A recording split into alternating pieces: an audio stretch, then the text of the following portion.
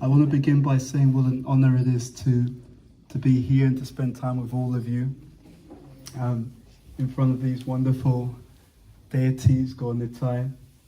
I wanted to request your blessings so we can have an honest interaction over the next, however long we have, and to explore this topic, this idea of the search for happiness. And I was thinking, actually, what I'll do is I'll just say quickly some prayers. These prayers are called Mangalacharyan.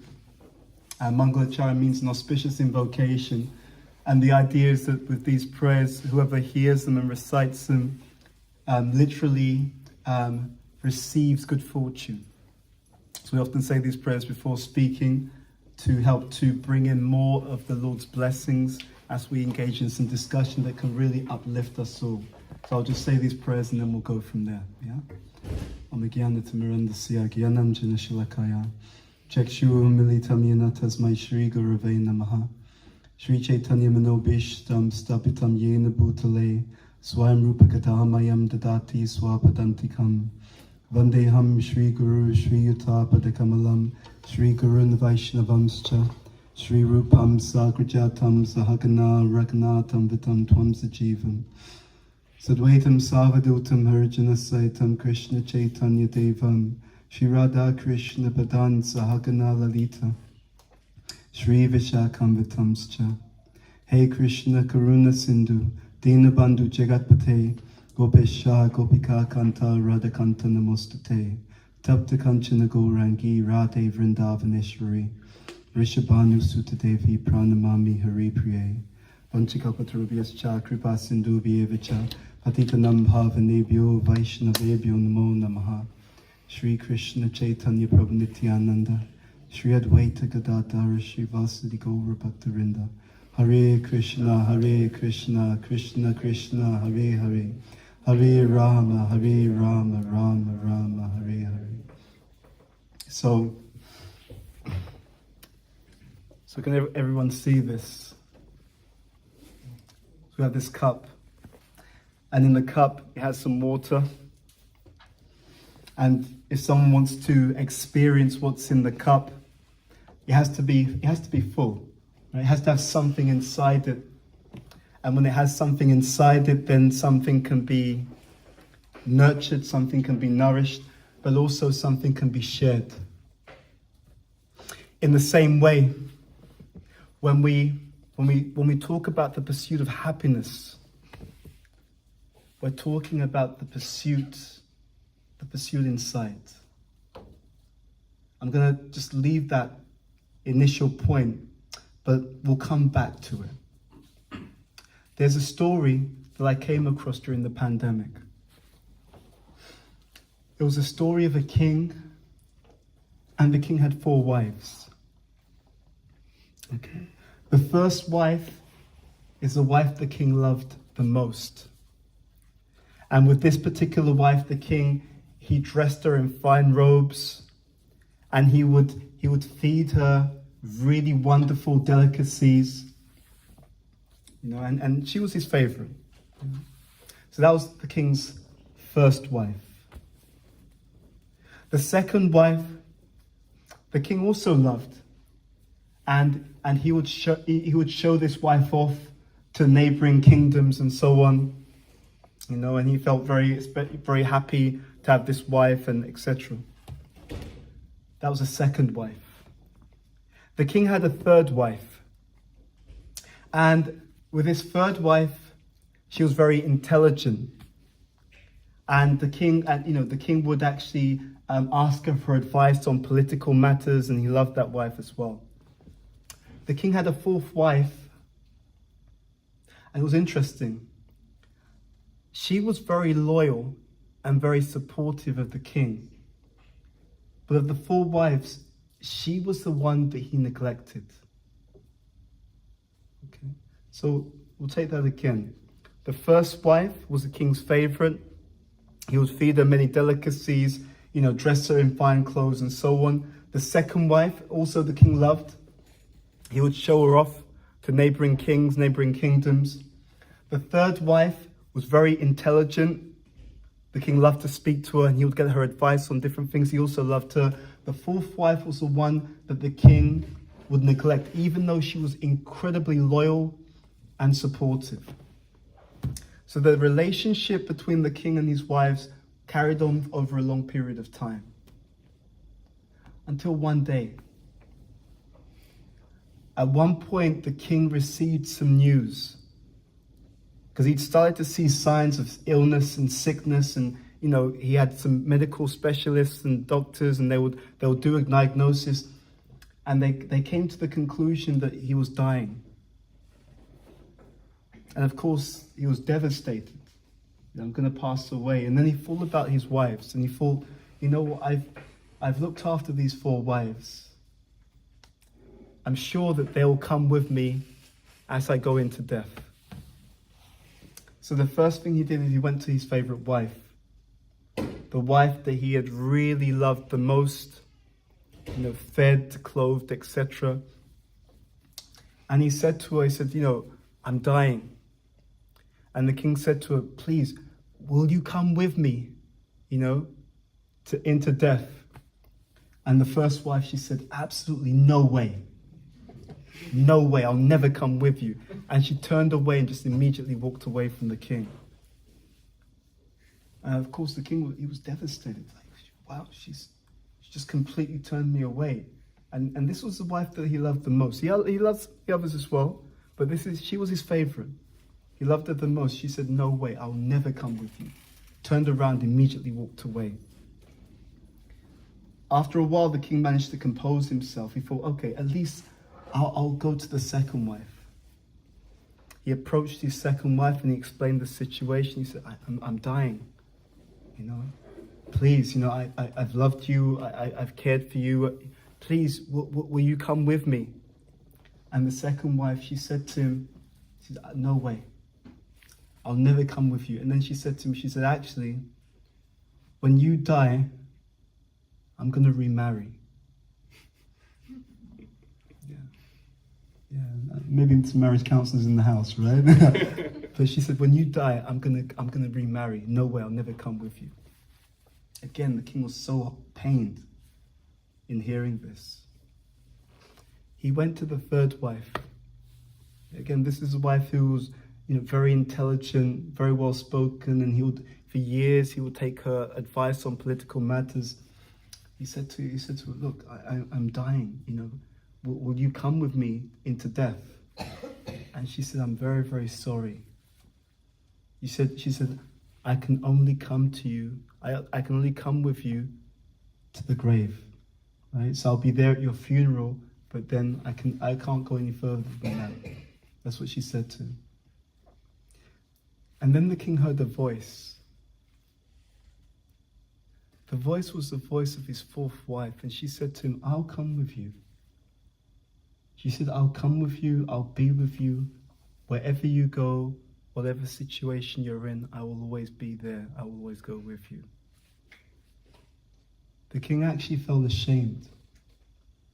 He felt, this person, of all my 4 wives, this wife who I've been neglecting all this time for so many years, he felt so ashamed that he had neglected her, and she was the wife who was the most loyal to him. So this is a story that I heard quite some years ago. What was really interesting was that the 4 wives represented something. Those 4 wives, they all represented something. The first wife, who the king had fed wonderful delicacies to, and he clothed her, the first wife represented the physical body. The physical body, given so much time, energy, attention, and so on, but at the time of death, first to leave. First to leave. Never come back. The second wife represented wealth and status and possessions. So, that second wife, the king had showed off to the neighboring kingdoms, right? Look what I've got. Okay. But she said, when you pass away, I'll remarry, because the wealth and the possessions when we pass away, they go to someone else. That was the second wife. The third wife, who the king asked, who said, I'll come with you to the grave, but I can come with you no further than that. She represents friends and family. So our friends and family, they'll be there for us in life, but they can't go with us any further than the grave, any further than the funeral. The fourth wife,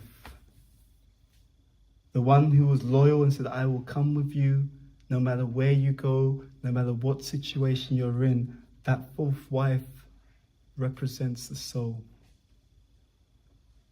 In the Bhagavad Gita, the first teaching of the Bhagavad Gita, Krishna makes something, he says something which, when I first read it, when I first read that statement, I didn't understand the power of what Krishna was saying. In this conversation of the Bhagavad Gita that takes place on the battlefield, Krishna tells Arjuna, he says, Dehinosmin yata dehi, kumran yovanam jara, tata dehantara praptir, dera tatra namuyate. He says, Arjuna, my dear Arjuna, I want you to understand that you're not this body. This Bhagavad Gita, which is one of the most famous conversations throughout the entire history of the world. The Bhagavad Gita, which is a crest jewel of Vedic Eastern spiritual wisdom. In that same literature, Krishna begins the journey in this way. You're not this body. When I first came across the teachings of the Bhagavad Gita over 26 years ago, I remember reading it. But have you ever had that experience where you hear something but you don't quite understand the power of it? Have you ever had that kind of experience? I had that experience. It's like I heard the words, but I didn't understand the power and the significance of those words. And over many years, as I started to explore this teaching of Krishna consciousness, certain things started to become clear to me. What I discovered in the pages of the Bhagavad Gita was not just a book of wisdom. What I was being offered, what I understood over many years that I was being offered, was literally like a series of lenses on reality. I understood that what was being given in this ancient text was literally a way of seeing reality in such a way that I would have a very profound perception of what would truly make a person happy.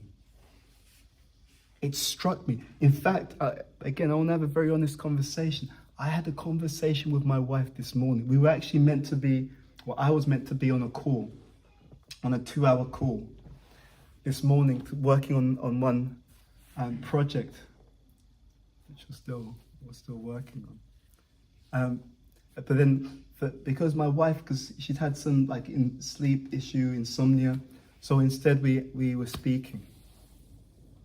And it was a very interesting dialogue because, again, I got that sense of the power, the profound power of this Bhagavad Gita wisdom. So we were talking, and the starting point for the conversation was around that desire to progress in life, that desire to make a change in life, that desire to make things happen in life. And it was such a profound conversation. And the reason why it was such a profound conversation is, as we were talking, the inspiration of the Bhagavad Gita started working some magic within me.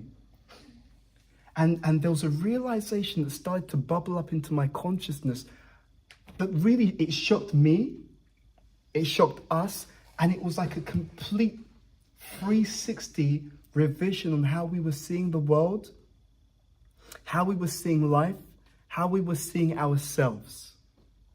As we got into the conversation, it became more and more apparent that there were two types of progression that could go on in an individual's life. There was one type of progression whereby the person was constantly trying to do things external. And what became apparent to me was that path was the norm, right? So someone gets a promotion, or someone moves house, or someone gets a pay rise. So there were so many external things. And it became clear to me that usually, maybe we can, okay. And it became clear to me that usually that was the usual marker for promotion or progress, let's say. And what started to dawn on my wife and I as we were speaking is that we realized, and it was something that we saw that Krishna was working in our own lives. What became crystal clear to us was that within our own lives, Krishna was so kind that he was working another type of progression. It became crystal clear to us that the progression that Krishna was offering us was a progression within. So these two things, one type of the search for happiness, and the normal type of, or the normal consideration of happiness is a progression outside. And there's nothing wrong with the progression outside. These things will happen automatically, these things will happen naturally. But the issue was something that Krishna talked about in the Bhagavad Gita. He said this, Mata spastas tu kunteya shitoshna sukha dukkata. He explained to Arjuna, he said the difficulty when your happiness is dependent upon externals is that when things will go up, you will go up. And he explained to Arjuna, he said when things will go down, you will also go down. So what he was really explaining is that the standard of material pursuit, he was explaining to Arjuna, this is the roller coaster.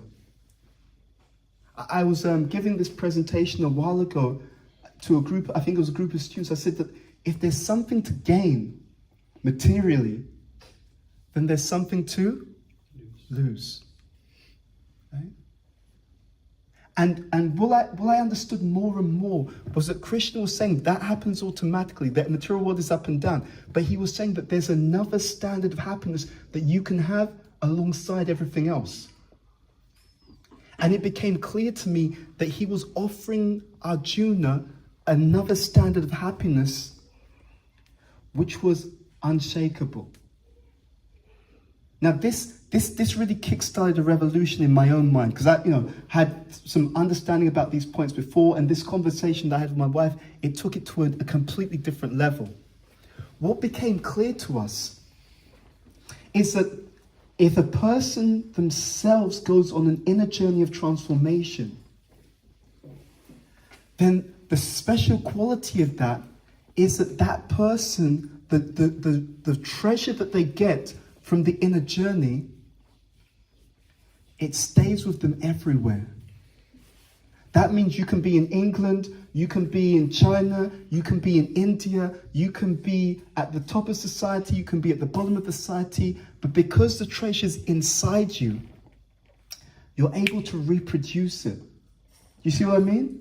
It's just like sometimes there are certain people, they can produce a result only under certain circumstances. Do you know what I'm talking about? In other words, when certain facility is there, then they can produce an outcome. But if the facility ever goes, they can't do anything. They're completely stuck because it's an external thing.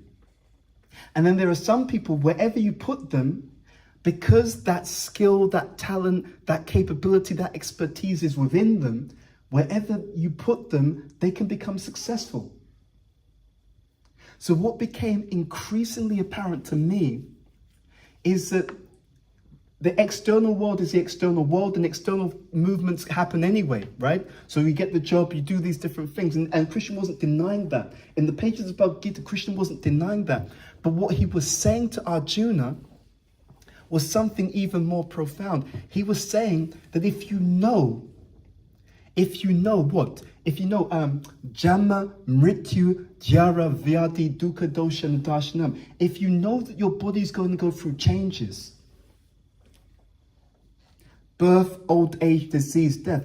If you know that these things are going to happen automatically, he was telling Arjuna, then someone who's really intelligent, someone who's really smart, what they will do is that they will make an investment that will last no matter the changes. That really struck me. In fact, over the years, through reading Bhagavad Gita and others, it became more apparent that Krishna was giving not just books of wisdom, but an entire system of how to prepare for life, how to prepare for death. He was saying, first of all, we should be mature enough to see what's inevitable. Okay? For example, many of you'll have some preparations for when you pass away, right? It may be a will, it may be like, this is what I want to happen, this is what I want to happen with the property, all these types of things. Because as mature people, you first see what's inevitable. It's inevitable that this is going to happen. Therefore, rather than closing my eyes and sticking my head in the ground, if it's inevitable, let me just make some arrangement for it to make sure that things will be good. And in one sense, the teaching of the Bhagavad Gita is explaining that whole point. It's inevitable that the body goes through changes. Did anyone, when I was younger, they still have it now. You heard about these supermodels, right? Does anyone remember Linda Evangelista? She was one of the supermodels, right? So there was an interesting thing. I mean, because she disappeared off the radar for years. And people used to think, what happened to her? What happened was she had some surgery done. She did some surgery to actually work, to make sure her figure was of a certain type. And the surgery had gone badly wrong. The surgery had gone badly wrong. And as a result, she went into hiding. Now get this. This person adored by millions of people around the world, multi-millionaire, minimum, maybe even more than that, okay?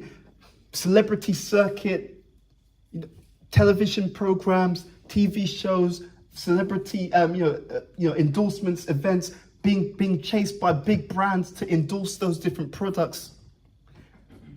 But again, the body goes through changes. So when it was good, looked amazing. But that change in the body, which actually we know is inevitable. Even if it wasn't some kind of surgery that went wrong, the body goes through changes. To the extent that she was elated by the fame, to that extent, she will be completely devastated by the change. What I saw, therefore, in the Bhagavad Gita was an incredible text that was giving me an opportunity to get off the roller coaster of material duality. That's what I saw. It was saying, look, we're not saying that don't do these material things, these material social duties, etc. There's a place for all of them. It wasn't negating that reality, right? And as I was, introduced, I have a full-time job, I'm married, etc. It wasn't negating that reality, but it was pointing out a deeper reality that actually the body and the external situations go through all kinds of changes. Right now, we have a cost of living crisis. Is anyone seeing that? Right? Prices have gone up, right? Just slightly, right? Gas, electricity, all these different things. Situation. I mean, there was a movie. I think it was Netflix, either movie or series called Contagion. Anyone heard of that? It was on Netflix, and that was very, very popular just before the pandemic. And you know what the storyline of that movie, of that program was? What happens if there's a global pandemic that hits society? Isn't that incredible? If you'd have told me that, Ed, Bhuta Bhavana 2020, right? Around February, March 2020, practically the entire world is going to go into lockdown. I just said you're drinking something that's a bit too strong, right? Someone's put something in your tea, okay? But absolutely incredible. We live in amazing times, where we have to learn to navigate the unexpected. And again, it really spoke to me. My spiritual master said something, and I'm seeing it becoming true in front of my eyes. He said that there will become a time where people will have to be spiritual even to maintain themselves on a human level, in a human way. And we're seeing that. Increasingly, people taking to mindfulness to steady the mind because there's so much unsteadiness in society. Increasingly, people looking at different ways to engage in internal disciplines, meditative disciplines, in order to balance and be stable because there's so much change in the world. And therefore, I started to see that Krishna consciousness was literally the spiritual toolkit for the 21st century. It was literally the toolkit for spiritual survival and spiritual growth amidst the storm of the 21st century. I started to look around to see the people that I knew. And I saw that there were certain people, because they'd gone deep into their spiritual practice, into their reading of the Bhagavad Gita. I saw that they'd sometimes gone through more than other people. And that struck me. I thought, hold on, it doesn't make sense. This person's gone through more challenges and they're more stable.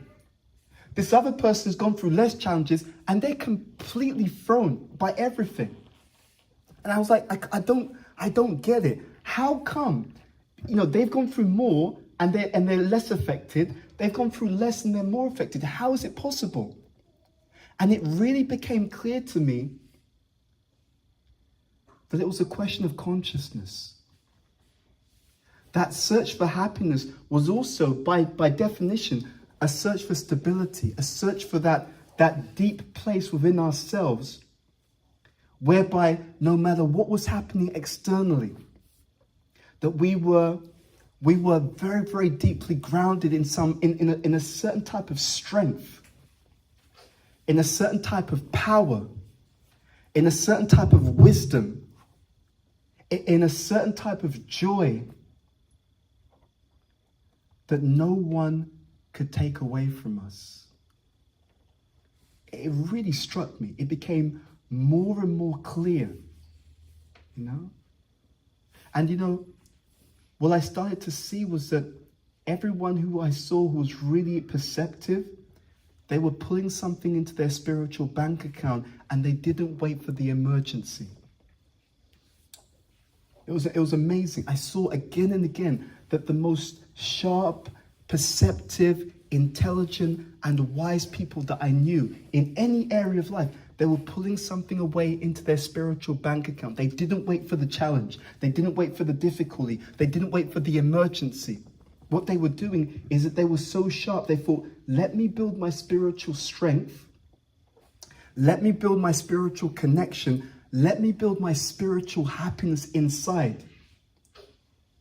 So that whatever happens externally, I will still always have access to a deep strength, which allows me to weather the storm. I'll always have access to a deep joy, which allows me to carry that wherever I go. The reason why I talked about this cup is because I saw so many people, and it's a mistake that I made in the past.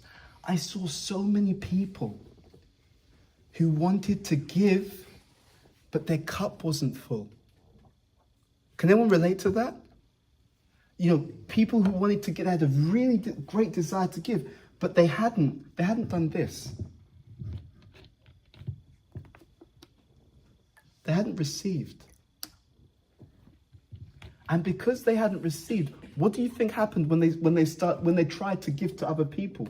If they kept trying to give, what will eventually happen to them? Any guesses?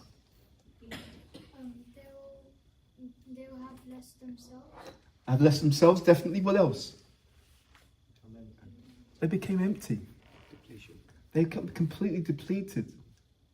They had all this good intention, but they weren't receiving. They hadn't filled their own cup.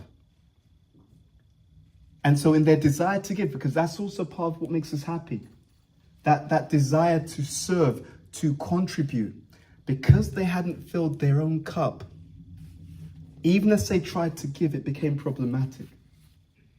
And I saw that the Bhagavad Gita was giving me, it was literally, I mean, I tell you, it was like I was being shown, this is a way out of this dilemma. You don't have to be like that. That's what I was being shown. That if you connect, if you have a spiritual connection in your life, you have an unending, inexhaustible source of strength, joy, and wisdom that will carry you through any and every challenge that life can bring to you. I thought, wow, I couldn't believe it. The Bhagavad Gita was showing me that Bhuta Bhavana, tap you on the shoulder, psst, have a look. This is what's actually being offered to you. In the pages of the Bhagavad Gita, Krishna makes a very powerful point. He says, Machata, Madgata Prana, Bodhayanta Parasparam, Kasayantischa, Mam Nityam, Tusyanticha, Ramanticha. I like that verse because it just sounds beautiful. Tusyanticha, Ramanticha. He says to Arjuna, he says, my devotees are experiencing great bliss and satisfaction from enlivening each other about me. It struck me. It struck me that the issues that I'd seen between families, the issues I'd seen in workplaces, the issues and conflicts I'd seen in communities was all linked to this same thing, was all linked to people whose cups were empty. And because their cups were empty, then it led to conflicts, negativity, politics, criticism. I noticed that the people whose cups were full, they didn't have any of these issues. It really helped me to understand just how much we as a modern society, we had replaced deep contentment, deep spiritual fullness, a full cup. We'd replaced that with external stimulation. Right? You know, even the way that modern technology is designed is constantly just to distract people's attention, to stimulate people. So most people, they were getting lots of stimulation, but they didn't have any deep fullness, deep joy. And this lesson just kept coming to me. Krishna was like, I'm giving you a way out. You don't have to go that way. You don't have to go through that difficulty. So Krishna consciousness and this teaching of the Bhagavad Gita is extremely powerful. It's extremely powerful. It's so powerful that it's easy to miss. What the purpose of this is that if the happiness is something that's coming on a deep level, that's coming from a spiritual nourishment, it makes you one of the most powerful people in your families, in your communities, in your nations, in the entire world. Because you carry that potency of joy, that potency of happiness, and it spills over from you into anyone and everyone. Not just happiness. A Krishna conscious person, they carry deep spiritual strength. They carry deep, profound spiritual wisdom. So they can really see what's the root of the problem. Otherwise, what we have in modern society, we try to address or adjust all the symptoms, and the root cause isn't being addressed. Our founder, Srila Prabhupada, would often talk about this point. He would talk about watering the root of the tree. Sometimes you can hear something so often it becomes, we miss its significance. He would talk about watering the root of the tree. And the whole idea was that Dehi nosmin yata dehi. If I'm the soul, if I'm not this body, if the body is a vehicle that I'm in, then just stimulating the body just stimulating the mind, just stimulating the intelligence, while neglecting the real me, the real self deep inside, the thing that animates this vehicle. It became so clear to me that that's what was the issue within the modern society. We had forgotten, we had neglected the nourishment for the real self. That was a real issue behind divorces. It was a real issue behind family breakups. It was a real issue behind community conflicts. It was all coming from people who would deeply feel a deep kind of emptiness. There's something that's not quite right. I'm doing all the things I'm supposed to. I'm ticking all these boxes, but in my heart, I can feel there's something that's missing.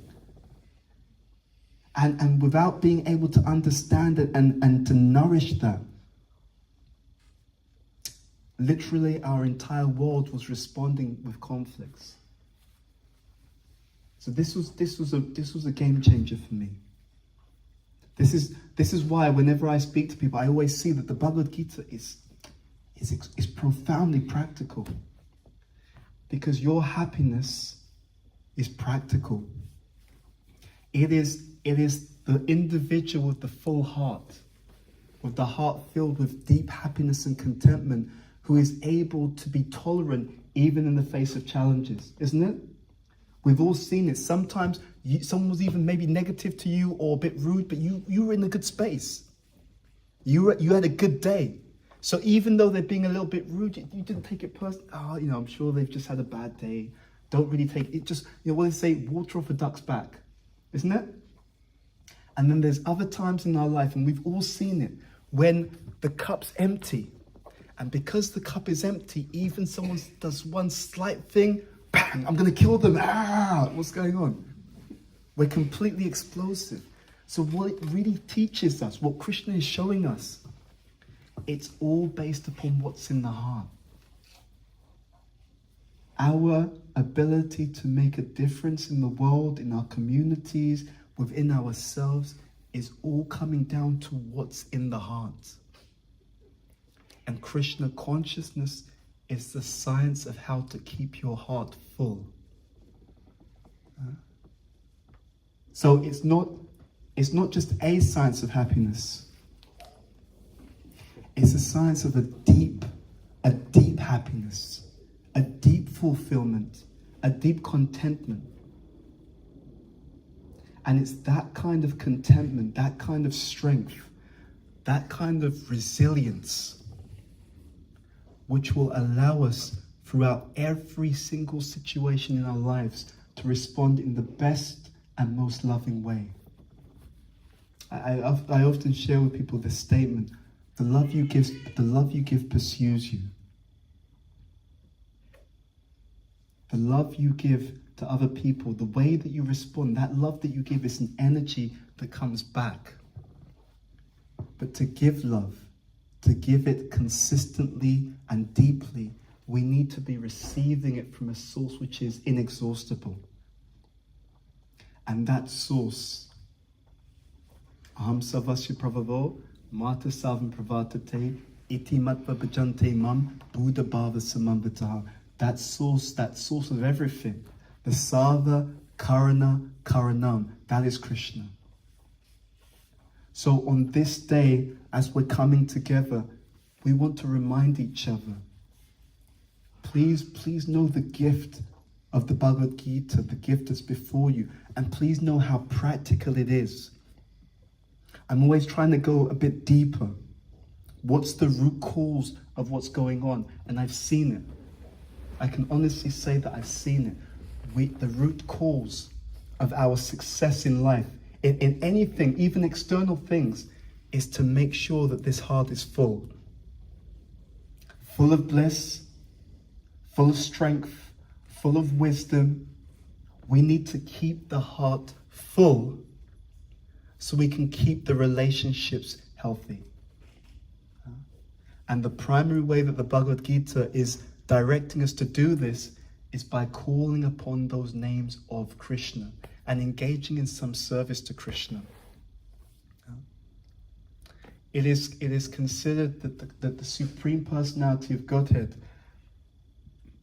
He loves each and every person more than we love ourselves.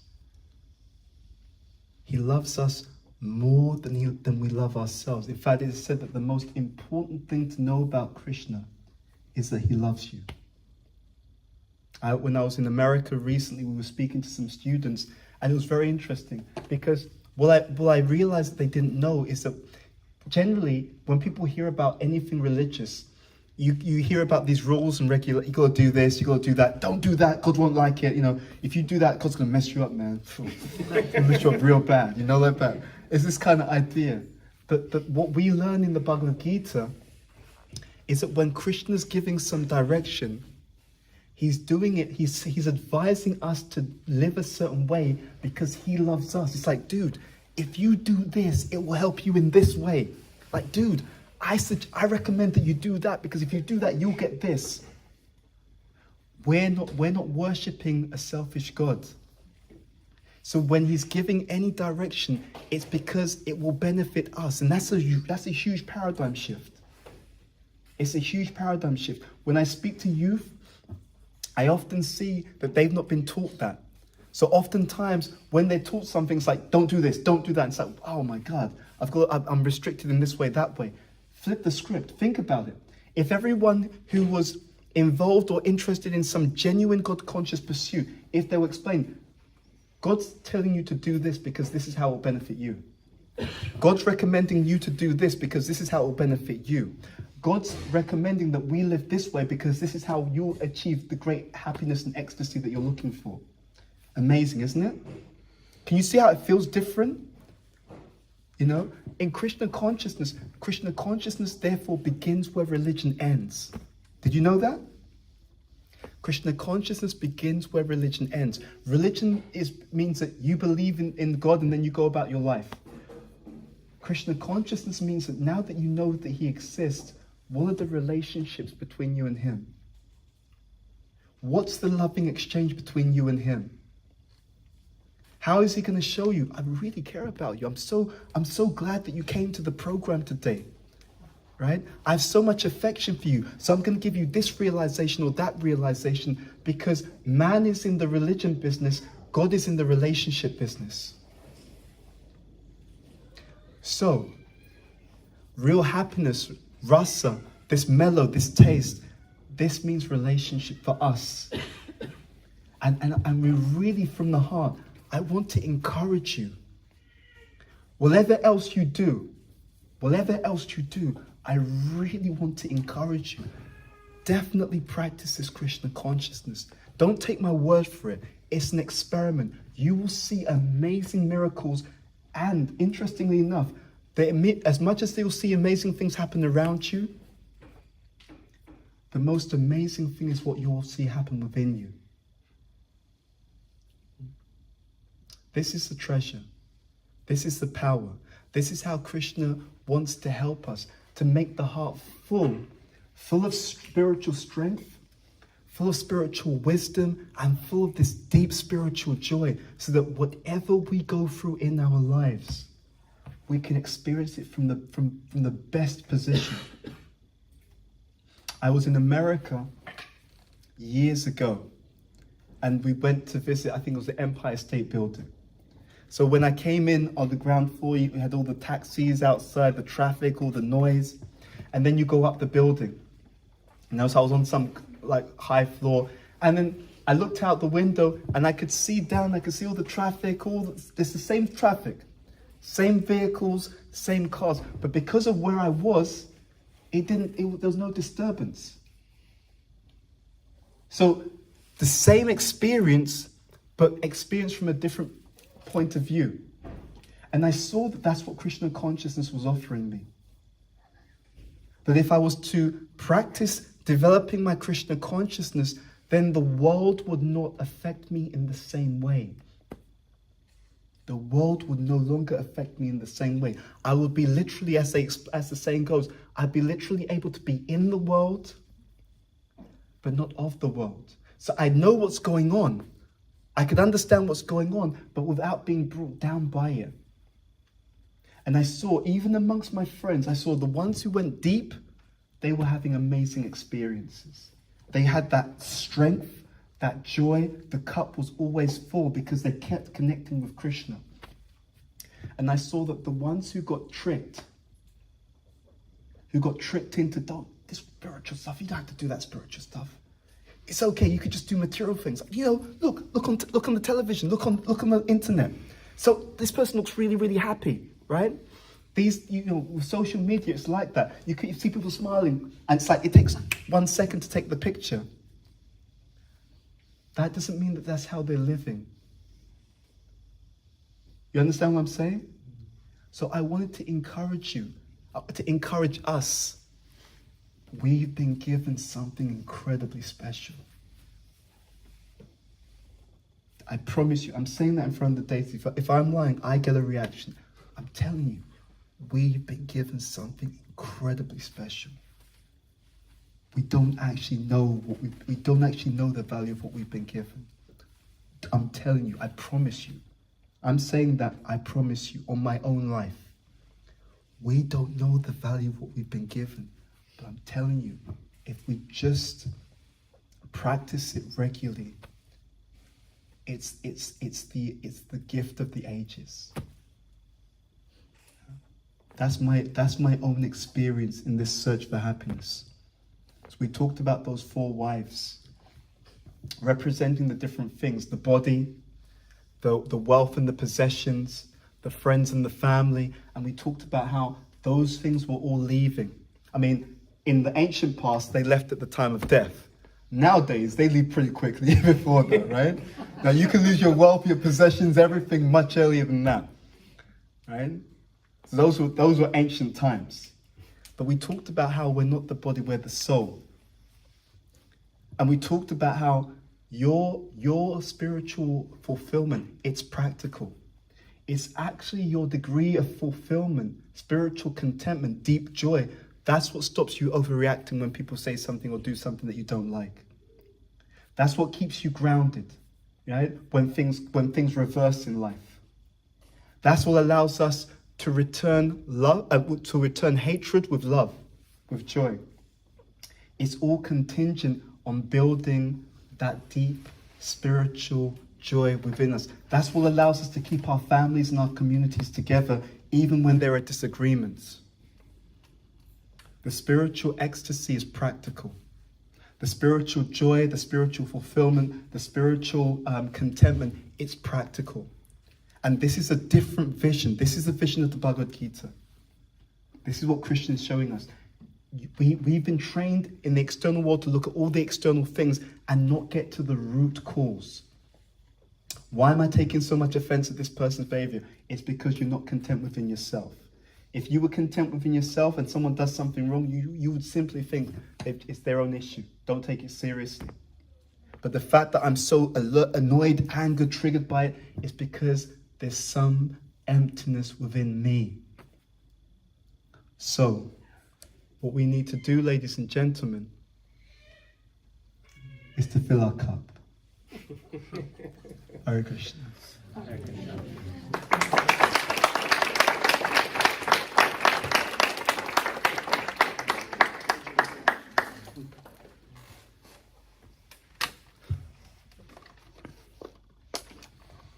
I've been making lots of notes. So thank you very much, Bhuta Bhavana Prabhu. I'd like to take this opportunity to open up the floor. If anyone has any questions, raise your hand. It's me again. Thank you for that class, it was amazing. I took loads of notes as well. I was listening to a podcast recently about what people think about when they're dying. So this lady that studied people dying over the last 30 years, and the biggest thing was regrets. Yeah. So I just wanted your thoughts on how that all makes sense in terms of getting contentment when you're living.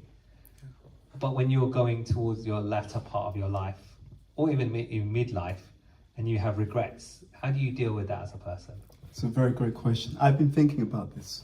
There's a few things that I was meditating on. I'll share a few things and then we'll see where we go from there. The first thing I saw, again, I'm going to be very honest with you. What I saw was that for the majority of us, myself included, I saw that if our happiness was based upon what we get externally, the senses, I thought to myself, what happens as someone gets older, right? Think about that. If I've become conditioned or habituated that all my joy is about what I can do for my body, then you get older and older and older, and the body doesn't have the same ability to just get things materially. And I say this because I went to visit my father-in-law. So my father-in-law had some health issues. So he was in hospital, right? So, well, I saw him before he went to hospital, but we were visiting as well. And you know, he's in his 80s and so on. And I remember thinking, wow, and again, it struck me again, the same thing, bang. It's like, what can happen is, if you just think that it's all about your senses and happiness from your senses, then when your senses can't enjoy it, could you imagine the frustration that someone can have? Could you imagine? My whole life is all my joy can only come in this way, and then the medium through which I get joy, that medium isn't working anymore. But I've got all these desires. And again, Christians show me, it's like, look, I'm showing you an opportunity. There's a way out of this. You don't have to go through that situation. And it kept coming to me, because I kept seeing this through the teachings of Bhagavad Gita. I'm showing you the long-term vision, so you can get off the roller coaster before it goes down. That's why I kept getting that sense. Then I also, to your point, I remember this verse, Ante Kalijamameva, Smaramukva Kalevaram, Ya Parati Samad Bhavam, Yati Nastrashasam Shayaha. Krishna says, whatever one remembers at the time of death, to that situation one will attain. They did some research. You know, when planes crash, the planes will have a black box, and it will record the final moments and, you know, what happens, so that they can retrieve. So when they retrieve the crashed plane, they can actually retrieve the black box, and then they can do a post-mortem. They can understand exactly what happened, why did the plane crash, etc. What they found, very interesting. I don't know if this is for female pilots as well, but most pilots, at least the male pilots, just before they died, guess what they said? Guess who they called out for? God. No, mummy. Oh.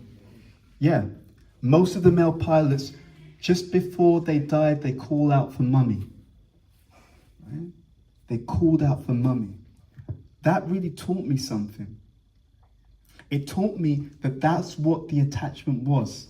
It actually taught me that in many cases we're adults physically, but not necessarily emotionally. Not necessarily emotionally. And so it became more and more apparent to me that those unresolved desires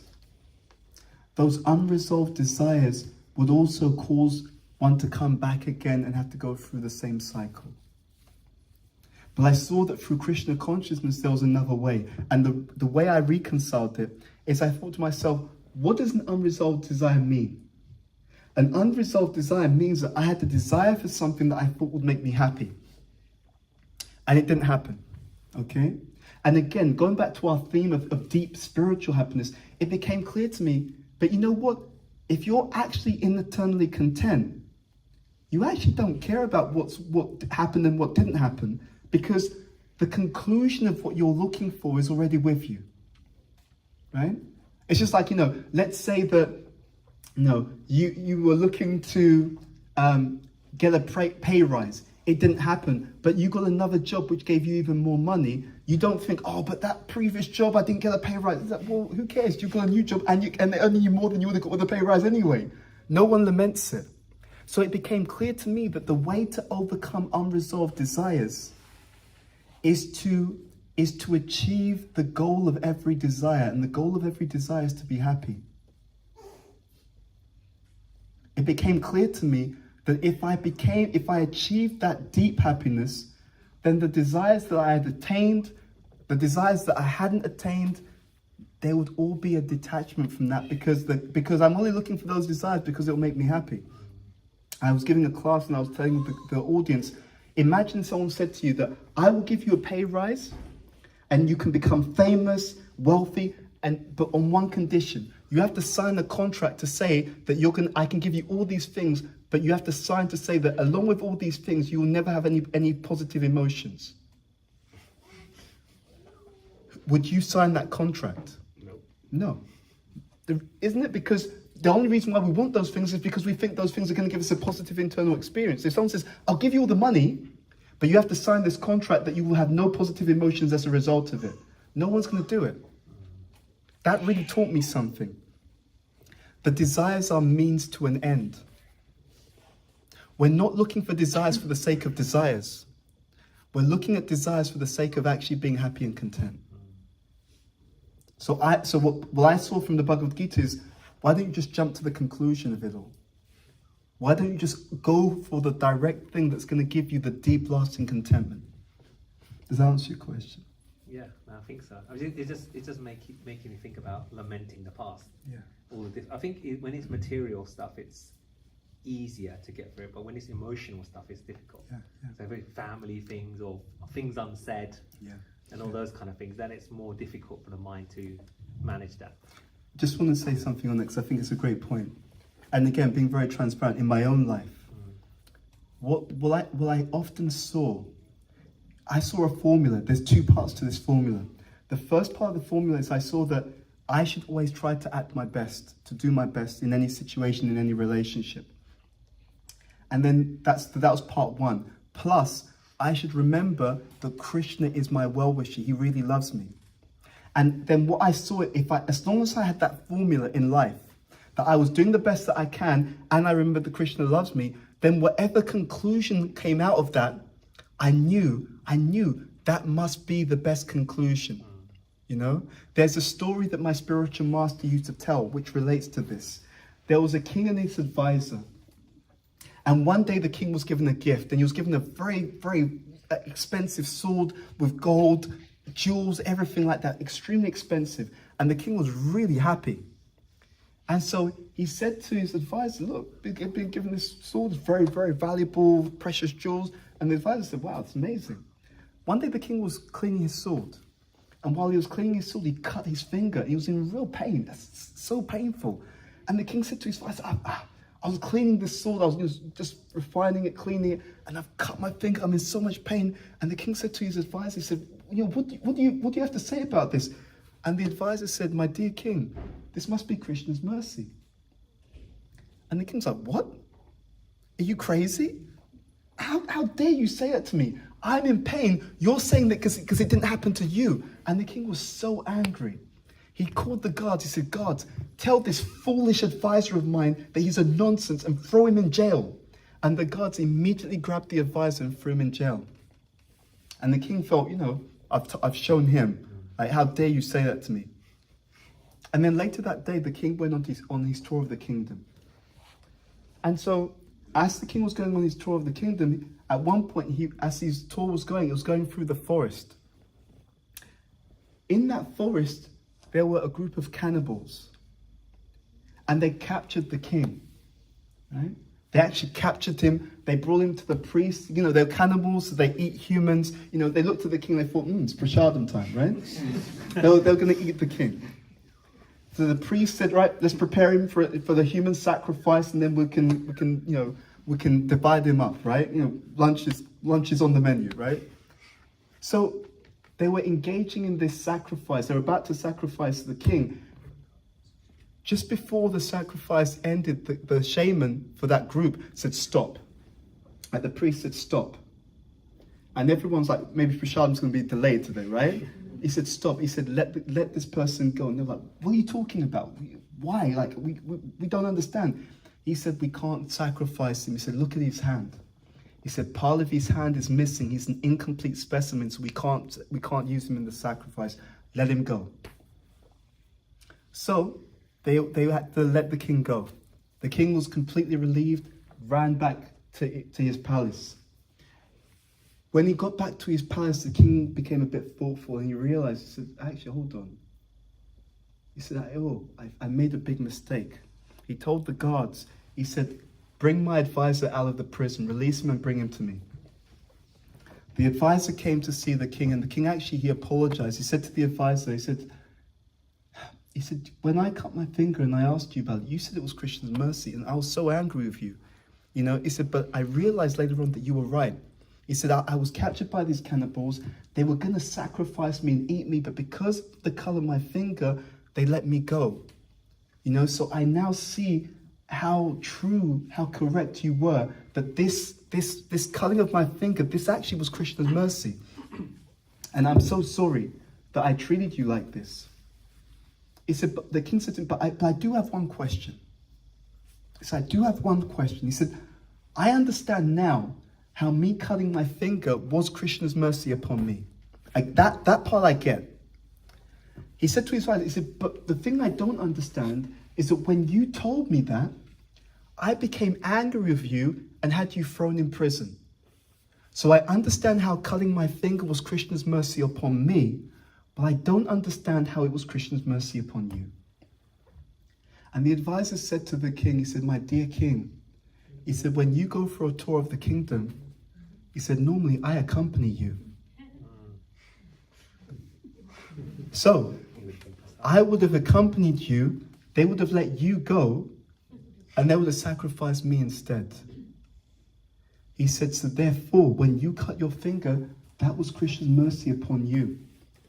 And when I told you that, and you had me thrown in prison, that was Krishna's mercy upon me. So it sometimes requires us to see the bigger picture. And sometimes even the so-called challenges that we have, if we're doing our best, this is that why the formula comes in. If we're doing our best, plus we understand that Krishna is kind, then if we have a wider perspective of things, then we will understand that with that formula, if I've done my best, then whatever the outcome, it is ultimately the best, even if it seems challenging in some way, shape, or form. The example that comes to mind is from the Srimad Bhagavatam. There's many examples. The example of the Pandavas.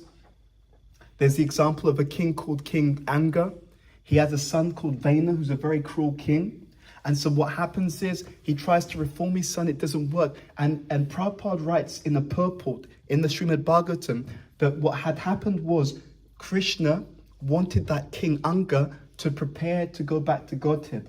So he had allowed him to have a son of that nature, so he would renounce the kingdom and prepare himself to go back to the spiritual world.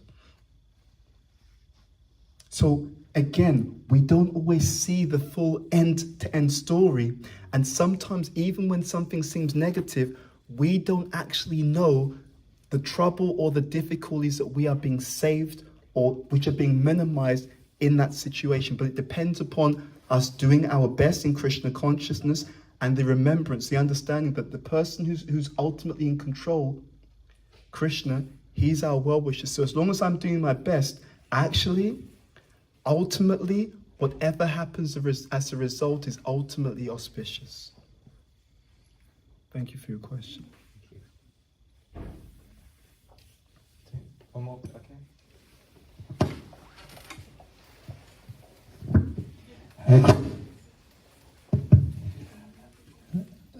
I've really loved everything you've said today, but I am in a little bit of a dilemma. So the dilemma is that, you know, I'm following Krishna consciousness. I'm living in the material world. Join the club. Yeah. Part of me thinks I want to continue enjoying the material world, and maybe when I'm old and my senses don't give me the fulfillment I want, then I'll go deeper into my spiritual practice at that time. And, you know, I'm trying to get the best of both worlds. And the question is? I get the fact that, you know, you've explained, go straight to the end result where you're going to get deep fulfillment in your heart. But at the same time, I'm keeping one foot in both camps, and I'm struggling in moving into just one camp and not keeping 50-50. Yeah. In fact, can I make a comment to that? First of all, I really appreciate your honesty. I really understand that and relate to that. And I think it's a situation the vast majority of people are in. So I was meditating on this over some years. And the realization that I was given is that there's a third way. So some people think it's about a foot in the material world. Some people think it's about a foot in the spiritual world. But there's a third way. The third way is, let's think of this as an analogy. The third way is to consider that you can have both feet in the spiritual world and you can experience the spiritual world through the material world. I'll explain what I mean by that. So in this room, in this building, there are so many different things, okay? So tables, there's books, there's microphones, there's different paraphernalia here. What I understand is the actual message of the Bhagavad Gita is that actually we're meant to be using everything as a medium of affection for Krishna. So it's not that we're renouncing this is all material, we go away from it. And it's not that we're just saying, this is all material and let me try and enjoy my senses with it. But rather, it's understanding that this belongs to Krishna. So I'm going to use everything that he's allowing me to have in my vicinity as a medium through which I will offer love to him. You see? So it's like this. There's a book that my spiritual master wrote, and he's talking about relationships. He said that we should see our partner, our families, as being a gift from Krishna. And the idea in our relationships is that the love that's coming through them, we should understand is ultimately coming from Krishna. And our job is to offer that love back to Krishna through them. So if I see that everyone is part of Krishna's family, then I'm offering love and devotion to Krishna by serving them with devotion, offering them Krishna consciousness. If I see that this is coming from Krishna, because this all the materials here, this is no one, some man or some person, let's say, man or woman, made this, but they made this out of raw materials which have come from nature. Nature doesn't come from human beings. Nature comes from Krishna. He's the source of everything. So this is ultimately coming from him. So now, let me use this as a medium through which I offer affection back to him. So it's not about rejecting the material. It's not about enjoying the material. It's about serving Krishna through the paraphernalia that we call this material world. There was a story of a king, and he was so unhappy because he just wanted to serve his spiritual master. And so he was miserable, and his spiritual master came to visit him, and he said, like, you look so unhappy. What's wrong? And the king said, I have to look after this kingdom. There's all this politics and stuff I've got to deal with. It's such a headache. But really, in my heart, all I want to do is to serve you, Gurudev. And the spiritual master thought about it for a moment and said, okay, I've got a solution. He said, look, from now on, I'm going to take your kingdom, but give your kingdom to me, and you can just serve me. That's all you have to do. And the king was so relieved. Wow, thank you so much. Take it. The king. This is all yours, Guru Maharaj. The kingdom's yours. He said, I'll just serve you. And the spiritual master said, thank you. Right, so you've given me the kingdom? And the king said, yes, the kingdom is yours. And the king said to his spiritual master, please, what can I do to serve you?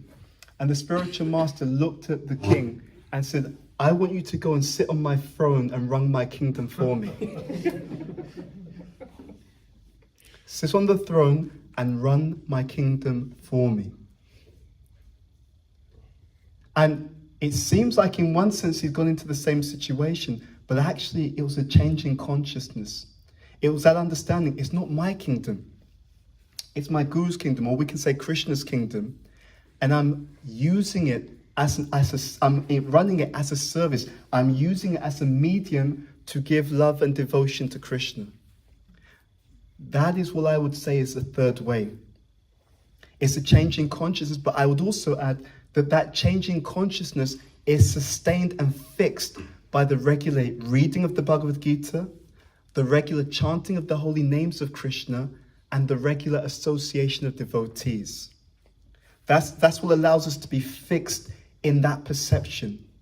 And in that perception, we will be able to run the kingdom better than we would normally, but without becoming attached or dependent on the kingdom. And we will get a spiritual joy even though we're interacting with so many external things. That would be the solution to the issue. Does that make sense to you?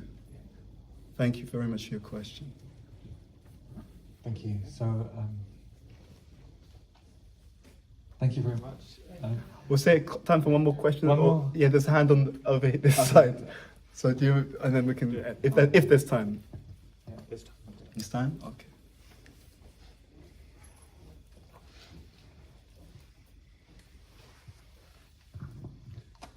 Hare Krishna. Hare Krishna, Krishna. thank you so much. Thank you. I just want to ask you a question. This is not from me, but I just want to ask, is Krishna conscious a cult? It depends on what you mean by that. So let me just explain. That's a good question, first of all. In the negative sense, absolutely not. The word cult actually, in the traditional usage, was short for culture. Yeah. So when it says, and so if you look especially at traditional texts, English texts, I'm not even speaking about Vedic or Eastern texts. If you look at traditional English usage of the language, they'll talk about a cult of blacksmiths or a cult of traders, because it's actually meant to mean a grouping or a culture. So Krishna consciousness, it is actually the original spiritual culture. So if you mean by cult, culture, then absolutely. But if you mean by it something which is, let's say, where there's blind following, where there's a lack of knowledge and understanding, then to be honest, it's so interesting. If you look at our main books, you have the Bhagavad Gita. The Bhagavad Gita is what? It is questions and answers. It is Arjuna asking questions to Krishna. Krishna, why should I do this? What's the idea behind that? And then Krishna saying, look, this is the reason why. And interestingly enough, after Krishna has given all the instructions, what does he say to Arjuna? He says, now that you have all these instructions, you deliberate upon it and make your own decision.